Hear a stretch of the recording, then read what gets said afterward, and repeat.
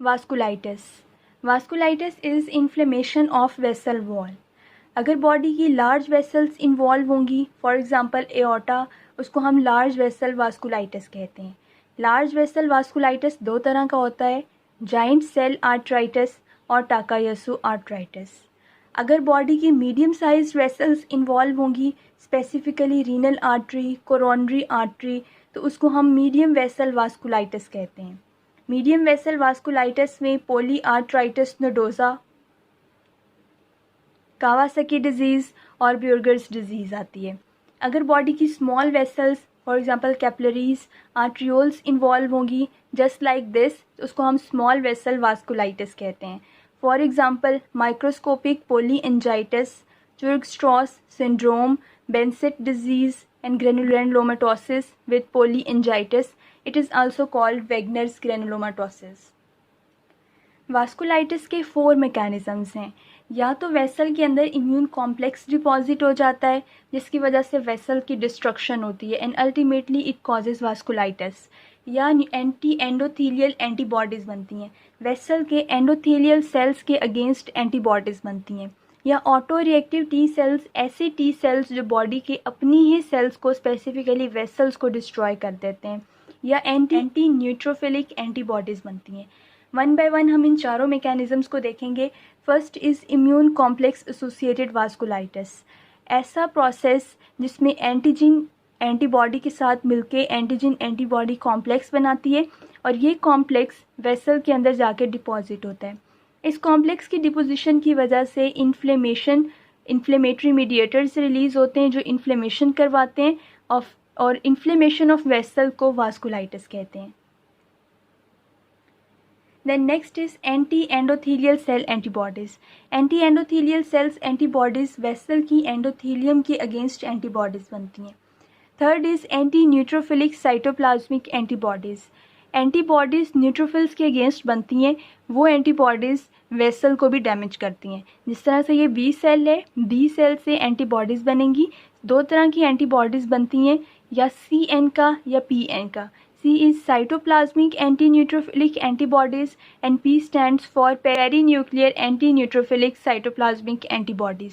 दो तरह की एंटीबॉडीज़ बी सेल से बनेंगी और ये दोनों बॉडीज़ वेसल्स को डैमेज करेंगी. Auto reactive T cell body के अपने ही सेल्स को स्पेसिफिकली वेसल्स के सेल्स को डैमेज करते हैं.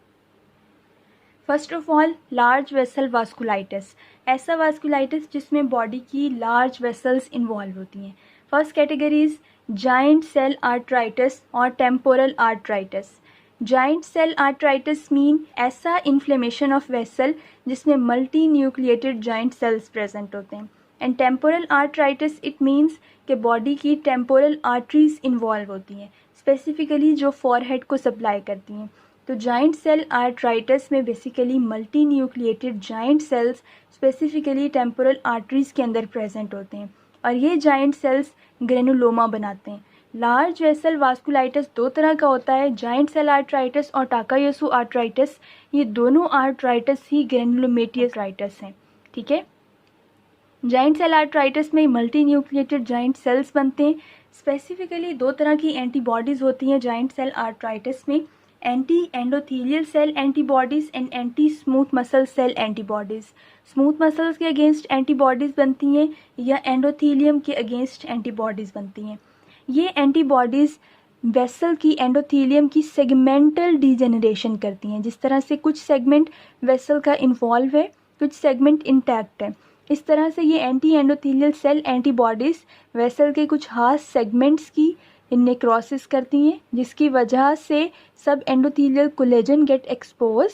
वो कोलेजन प्लेटलेट्स को एक्टिवेट करके वेसल के अंदर थ्रोम्बस बनाता है. इस थ्रोम्बस की वजह से वेसल का ल्यूमेन नैरो हो जाता है.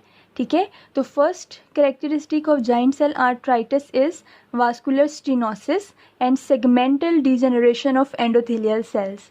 Second is multi nucleated giant cells. Multi nucleated giant cells ऐसे बड़े बड़े सेल्स जिनमें मल्टीपल न्यूक्लियाई होते हैं and these cells they ultimately form granuloma. So giant cell arthritis is characterized by granulomatous inflammation. Third one is internal elastic lamina fragmentation, this is internal elastic lamina जो intima को media से separate करता है। इस internal elastic lamina की भी fragmentation हो जाती है। This is normal internal elastic lamina and this is fragmented internal elastic lamina. Giant cell arthritis older females में होता है। Mainly it is a disease of females and older females, और इसके बरक्स टाकायासु आर्थराइटिस यंगर फीमेल्स में होता है। This is differential points. Giant cell arthritis body की 3 वेसल्स को इन्वॉल्व करता है। अगर टेम्पोरल आर्टरी इन्वॉल्व होगी तो उसकी वजह से हेडेक होगा, अगर ऑफ्थेल्मिक आर्टरी इन्वॉल्व होगी तो विजुअल डिस्टर्बेंसेस, और अगर फेशियल आर्टरी इन्वॉल्व होगी तो फेशियल आर्टरी मैक्सिला और जॉ के रीजन को सप्लाई करती है, जिसकी वजह से जॉ क्लॉडिकेशन होगी। You can see from this figure, अगर टेम्पोरल आर्टरी इन्वॉल्व हुई तो हेडेक होगा, अगर ऑफ्थेल्मिक आर्टरी इन्वॉल्व होगी तो visual disturbances and ultimately visual disturbances cause blindness, और अगर फेशियल आर्टरी इन्वॉल्व हुई तो जॉ क्लॉडिकेशन मीन्स मूवमेंट के दौरान जॉ में पेन होगा। जाइंट सेल आर्थराइटिस में ESR रेज होता है। दिस फिगर शोज के वेसल की सेगमेंटल इन्वॉल्वमेंट होती है। Anti endothelial cell antibodies different segments of vessels को इन्वॉल्व करती हैं। जिस तरह से ये सेगमेंट इन्वॉल्व है and this segment is unaffected, then ये सेगमेंट इन्वॉल्व है, ये अनइफेक्टेड। इस तरह से जिस सेगमेंट की इन्वॉल्वमेंट होगी वहाँ की एंडोथीलियल सेल्स की इंजरी होगी, endothelial cells will get dysfunctioning, वहाँ से प्लेटलेट्स एक्टिवेट होकर थ्रोम्बोसिस बना के वेसल को नैरो करेंगे। इसके अलावा वहाँ पे ग्रेनुलोमा बनेगा और इंटरनल इलास्टिक लैमिना की फ्रेगमेंटेशन होगी। अगर ये आर्टरी टेम्पोरल आर्टरी है तो उसकी वजह से हेडेक होगा, अगर ऑफ्थेल्मिक आर्टरी है तो उसकी वजह से विजुअल डिस्टर्बेंसेस होंगी, और अगर फेशियल आर्टरी है तो जॉ क्लॉडिकेशन होगी। Large cell vasculitis is Takayasu arthritis. Giant cell arthritis की तरह टाकायासु आर्थराइटिस भी ग्रेनुलोमेटियस वास्कुलाइटिस है। यूजुअली यंगर फीमेल्स में होता है। टाकायासु आर्थराइटिस में मेनली एओर्टिक आर्च और डिस्टल एओर्टा इन्वॉल्व होता है। एओर्टिक आर्च हमें पता है, एओर्टिक आर्च से 3 ब्रांचेस निकलती हैं। ये 3 ब्रांचेस अपर एक्सट्रीमिटी और हेड एंड नेक को सप्लाई करती हैं। सबक्लेवियन आर्टरी अपर एक्सट्रीमिटी को सप्लाई करेगी और carotid arteries head and neck को सप्लाई करती हैं।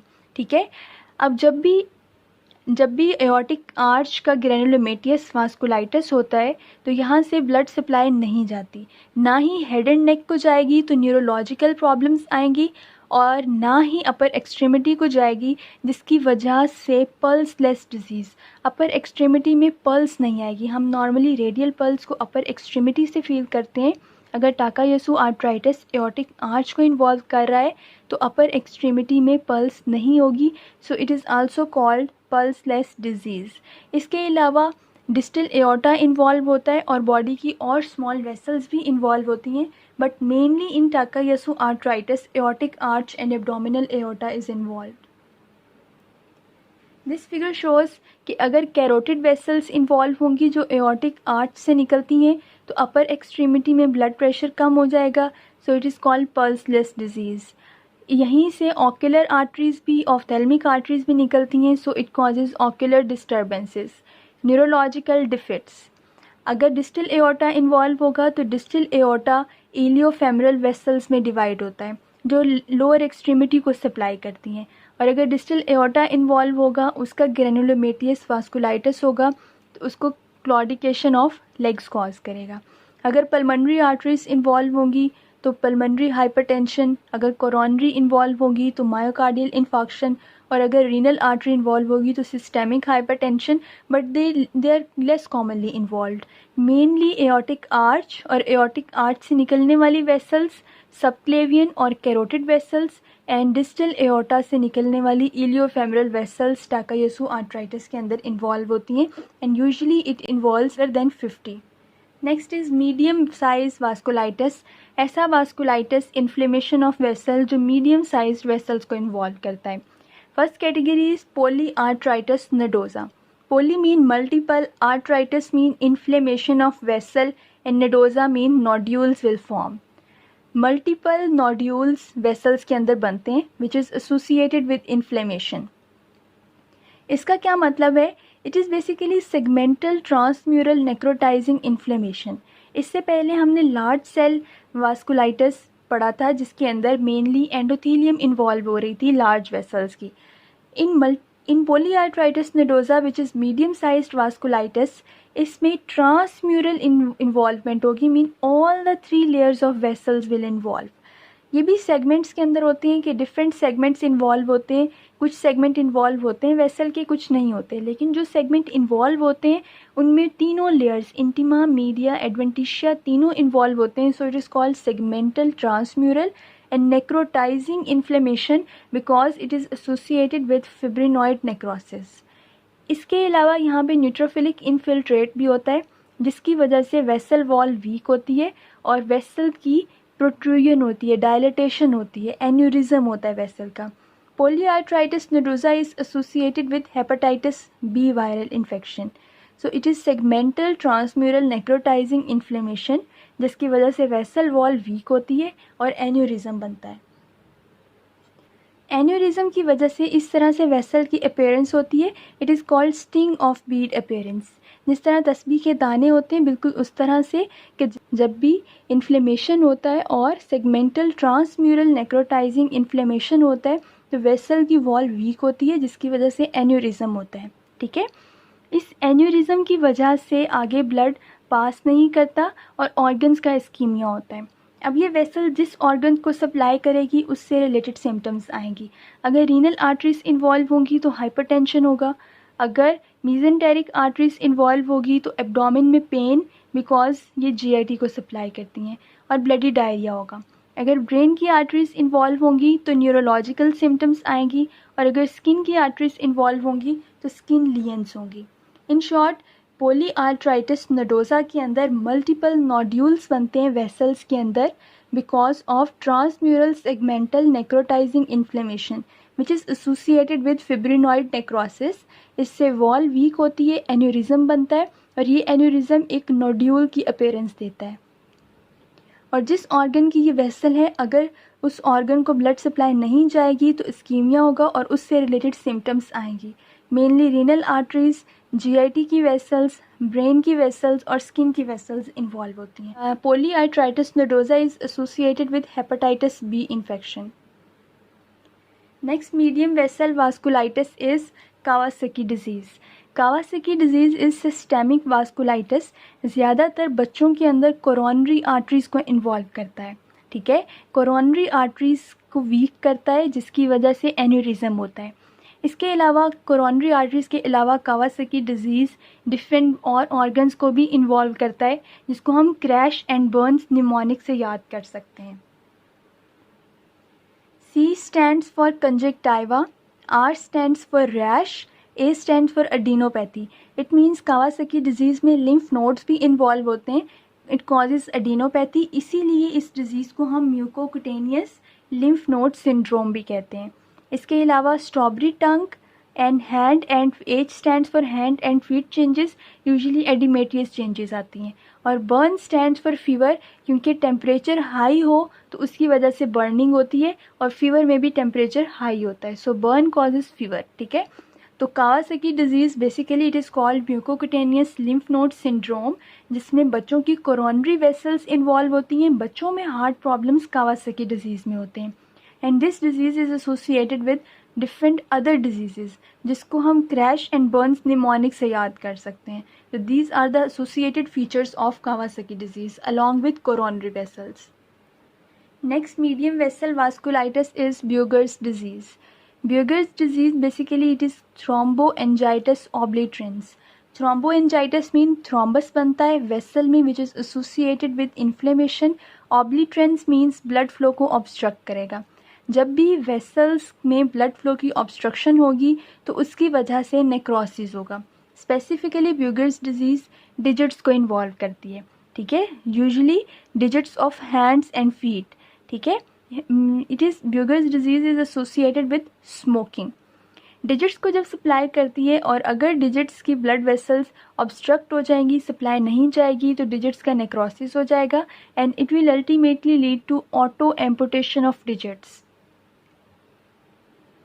This figure shows normal vessel जो ब्लड सप्लाई डिजिट्स को सप्लाई करती है, स्पेसिफिकली रेडियल आर्टरी या tibial arteries.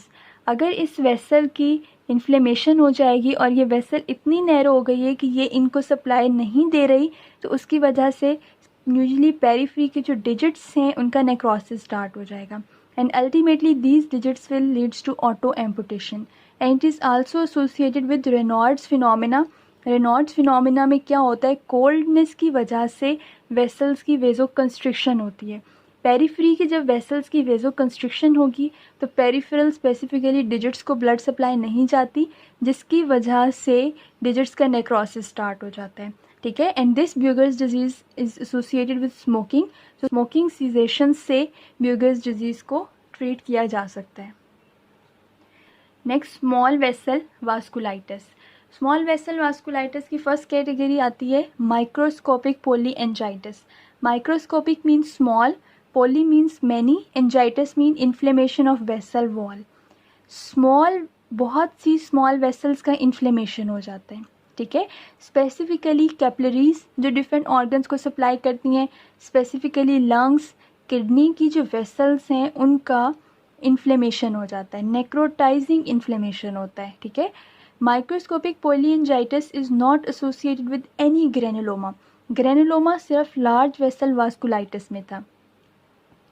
Microscopic polyangiitis is associated with anti neutrophilic antibodies, specifically called PNCA, ठीक है।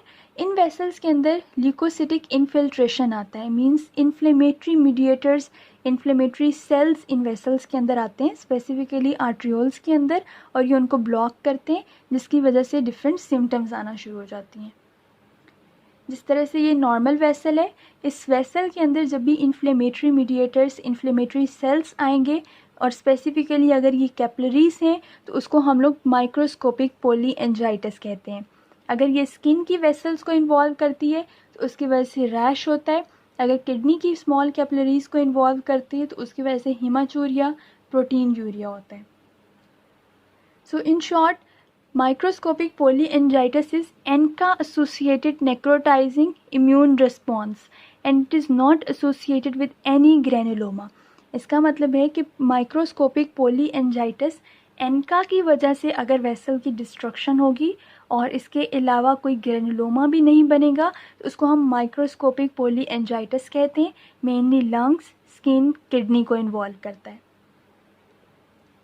Next small vessel vasculitis is granulomatosis with polyangiitis. इसको हम Wegener granulomatosis भी कहते हैं। Basically it is a triad जो vessels को इन्वॉल्व करता है, लंग्स को इन्वॉल्व करता है और किडनी को इन्वॉल्व करता है। It causes necrotizing lesion in vessels, necrotizing granuloma in lungs and necrotizing glomerulonephritis. Wegener's granulomatosis is associated with CNCA and it causes nodular densities in lungs. Specifically Wegener granulomatosis lungs को involve करता है और kidney को involve करता है। अगर upper respiratory tract को involve करेगा तो अपर रेस्पिरेटरी ट्रैक में nose which is associated with middle ear, mastoid और साइनसेस। तो अपर रेस्पिरेटरी ट्रैक इन्वॉल्वमेंट की वजह से इन फॉलोइंग ऑर्गन्स के अंदर सिम्टम्स आना शुरू हो जाएंगे, इन फॉलोइंग टिश्यूज़ के अंदर, जिसमें nasal septum will get perforate, otitis media, chronic sinusitis and mastoiditis. अगर लोअर रेस्पिरेटरी ट्रैक इन्वॉल्व होगा तो हिमोप्टेसिस, कफ और डिस्पनिया होगा, ठीक है। और अगर किडनीज इन्वॉल्व होंगी तो उसकी वजह से हीमाचूरिया या रेड सेल कास्ट अपीयर होना शुरू हो जाएगी। Red cell cast basically red cells ही होते हैं लेकिन उनका स्ट्रक्चर डिफॉर्म्ड होता है। Deformed red blood cells are called red cell cast, ठीक है। तो वेगनर ग्रेनुलोमाटोसिस में मेनली लंग्स और किडनीज इन्वॉल्व होती हैं and it is ANCA associated. Basically it is a triad जो वेसल्स को, लंग्स को और किडनीज को इन्वॉल्व करता है, जिसकी वजह से अपर रेस्पिरेटरी ट्रैक सिम्टम्स आती हैं, लोअर रेस्पिरेटरी ट्रैक सिम्टम्स और रीनल इन्वॉल्वमेंट की वजह से किडनी की सिम्टम्स आती हैं। Then next one is Churg-Strauss syndrome. It is eosinophilic granulomatosis. It means के वेसल्स का इन्फ्लेमेशन होता है but it is associated with asthma और एलर्जिक रेनाइटिस। तो ऐसी वेसल्स में न सिर्फ एनका होगा बल्कि एनका एसोसिएटेड इंजरी होगी, बल्कि IgE antibody will also present. So Churg-Strauss syndrome is associated with IgE antibody. So in short vasculitis तीन तरह का होता है. लार्ज वेसल वास्कुलाइटिस में जाइंट सेल आर्थराइटिस और टाकायोसो आर्थराइटिस होता है. जाइंट सेल आर्थराइटिस में मेनली टेम्पोरल आर्टरीज का ग्रेनुलोमेटियस इन्फ्लेमेशन होते हैं, जिसकी वजह से headache is the main presenting symptom. Then Takayasu arthritis में एओर्टिक आर्च और एब्डोमिनल एओर्टा का नेक्रोटाइजिंग इन्फ्लेमेशन होता है which is associated with granuloma. Then medium vessel vasculitis में पोली आर्थराइटिस नोडोजा मीन्स के वेसल के अंदर मस्कुलर वेसल्स के अंदर मल्टीपल नोड्यूल्स बनते हैं, जिसकी वजह से स्टिंग ऑफ बीड्स अपीयरेंस होती है. ठीक है, इसकी वजह से डिफरेंट ऑर्गन्स का स्कीमिया होगा जिस ऑर्गन को वो वेसल सप्लाई कर रही है. देन कावासाकी डिजीज़, बच्चों के अंदर हार्ट की प्रॉब्लम्स कावासाकी डिजीज़ में होती हैं. इसके अलावा ब्यूगर्स डिजीज़ जिसमें डिजिट्स के नेक्रोसिस होता है because of Raynaud's phenomena and it is associated with smoking. Then small vessel vasculitis में माइक्रोस्कोपिक पोलीएंजाइटिस जिसमें स्मॉल वेसल्स इन्वॉल्व होती हैं, स्पेसिफिकली लंग्स और किडनीज की वेसल्स इन्वॉल्व होती हैं. इसके अलावा स्किन और जीआईटी की and it is basically ANCA associated inflammation और necrosis of vessel wall and it is not associated with any granuloma. Then next is Wegener's granulomatosis. इसमें मेनली लंग्स और किडनीज की वेसल्स इन्वॉल्व होती हैं. Upper respiratory tract से associated symptoms आती हैं और लोअर रेस्पिरेटरी ट्रैक की सिम्टम्स और किडनीज की involvement. Then Churg Strauss syndrome is associated with asthma और allergic rhinitis and it is basically associated with IgE antibody. जितनी भी स्मॉल वेसल वास्कुलाइटिस हैं they are associated with ANCA which are anti neutrophilic antibodies, जिसमें या तो neutrophils के cytoplasm के against antibodies बनेंगी या पेरी न्यूक्लियर रीजन्स के अगेंस्ट एंटीबॉडीज़ बनेंगी. And large vessel vasculitis is associated with granuloma.